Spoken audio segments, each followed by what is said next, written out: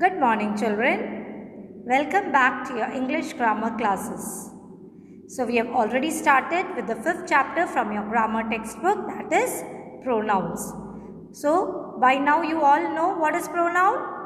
Yes, pronoun is the name of a word that is used instead of noun. Examples are I, me, he, she, you. These all are examples. We have already seen different kinds of pronoun, categories of pronoun, that is personal pronoun, reflexive and emphatic pronoun, possessive pronoun, relative pronoun and interrogative pronoun. So these 5 kinds of pronoun we have already discussed in the previous video. And today we are going to start with the 6th kind of pronoun, 6th category of pronoun, that is indefinite pronoun. So what do you mean by indefinite pronoun? An indefinite pronoun does not refer to any specific person, thing or amount. It is vague and not definite. So, an indefinite pronoun means that pronouns that stand in place of an undefined person or thing. They refer to person or things in general and they are called as indefinite pronoun. So, see some examples I have given about singular as well as plural. For singular I have given examples like another, everybody, anything, everything, someone, somebody. These all are examples of singular indefinite pronoun. And plural indefinite pronouns are both, few, many, others, several. These are the examples of plural indefinite pronouns. All, any, most, none and some. These pronouns can be singular as well as plural, but you have to see it depend on the phrase that follows it. So before you use this indefinite pronoun, you have to keep in mind, you have to see what phrase is being used, and then you can see about depending upon the subject, we can use singular as well as plural. You also have to note that many indefinite pronouns also function as other parts of speech. Parts of speech, we have 9 parts of speech. What are they? I have already explained in the very first video. Noun, pronoun, adjective, verb, adverb, interrogation, conjunction. These all are parts of speech. Now see the example. He has one job in the day and another at night. Here another is pronoun. And see the second sentence. I would like another drink please, adjective. Here another is playing the role of an adjective. Why? Because we are talking about that specific drink. I would like another drink please. Most indefinite pronouns are either singular or plural. Some of them can be singular in one context and plural in another. A singular pronoun takes a singular verb. Keep in mind, if it's a singular number, the pronoun will always take a singular verb. And that any personal pronoun should also agree. So, whenever you have to see the number, the gender, and you have to see what subject it is. Depending upon the subject, you can use singular pronoun. All is forgiven, and see here it is forgiven, verb is, and all have arrived. Have is used for past tense, all have arrived, so the verb will also become past. We can start the meeting because everybody has arrived, everybody including everyone. John likes coffee but not tea. I think both are good. So these are examples of indefinite pronoun. Moving on to the next kind of pronoun, that is demonstrative pronoun. So what do you mean by demonstrative pronoun? Words that are used to point out things that refer to. Demonstrative pronouns and demonstrative adjectives have exactly the same forms. The way to differentiate them depends on the position relative to the antecedent or determined nouns. So how can you identify whether it's a pronoun or adjective? by depending upon their position relative to the antecedent or determined nouns. See some examples of demonstrative pronoun. This, these, that, those. The former, the later, the first, the last, the other, the others, same, such, so. These are examples of demonstrative pronoun. It refers or it represents a thing or things. That means used out to point out the things.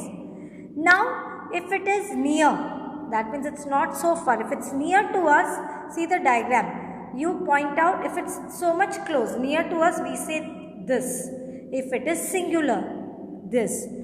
If it is plural, if the distance, whatever is lying nearby, and if it's plural, we say these. T-H-E-S-E, these. And if it is far in distance, what do we say? Singular, that. And if it's plural and that too far, we say those. See, here if it is only one brick lying here, I said it's near, so I said this. And if the brick is lying far, we say that, pointing out that one. And again, if it's singular, far in distance, we say these. And if it's far, we say those. So keep in mind, this tastes good. These are bad times. That is beautiful. Those were the days. So these are some of the examples. The word that has four main functions: demonstrative pronoun or adjective. So you have to see what role does it play. Here, that book is good.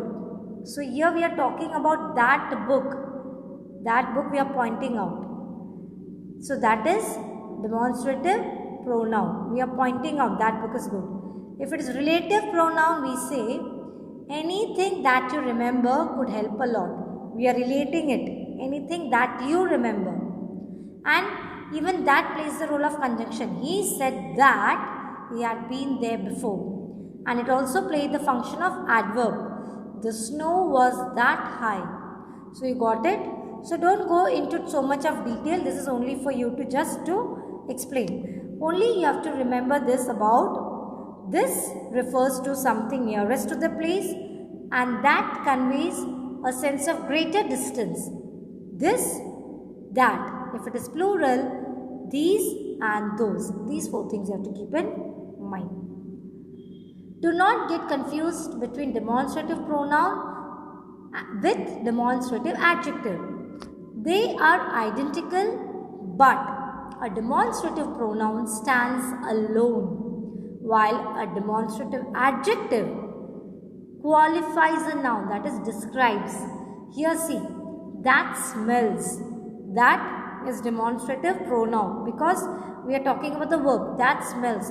It's telling about the smell. But see in the next example, that book is good. We are talking about that book and we are also qualifying a noun. That how is that book? That book is good. Normally, we use demonstrative pronoun for things only, but we can use them for people when the person is identified. See the examples. This is Joseph speaking. Is that Mary?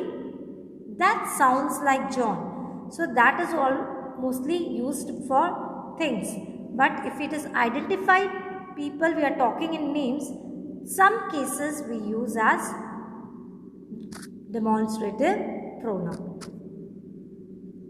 Now, the last category, that is distributive pronoun. This is again demonstrative, reflexive we already seen. So, moving on to the last, that is distributive pronoun. So what do you mean by distributive pronoun? It is a pronoun which denotes person or things of group separately.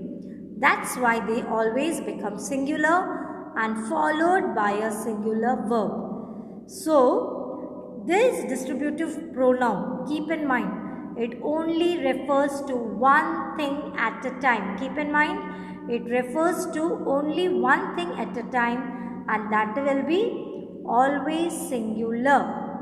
distributive pronouns are always singular and it will be followed separately. It will be denoted by person of things of group, but it will only refer to one thing. So that is known as distributive pronoun. Examples are each, either, neither, everyone, any, none, no one, etc. Now see the examples of distributive pronoun. Each of the student have participated in the drama act. Each of the student. It's not students. See, it's students, but we're talking about individual student. Each. I may buy either of these two gifts. Again, gifts anyone is going to purchase. So again, either. Neither of them plays well. That means no one plays well. Each one of you will be awarded with bravery award. Each. Everyone must finish the breakfast. Individual. Either of you can help me in this matter. So these are the examples of distributive pronouns, and you have to keep in mind it always refers to one thing at a time and it always will be singular. So I hope you all have understood the different kinds of pronoun. If you have any doubt, you can ask me when I am going to schedule the meeting on Tuesday, and on Monday I am going to send the PDF of all the exercises. You can write it down in your textbook, and if you have any queries, you may ask on Tuesday when I schedule a meeting at 9 o'clock. Okay, and tomorrow we have a PTM for standard 7th, A, B, C, D. So all are requested to please send your parents to come and collect their report card. Okay, so take care.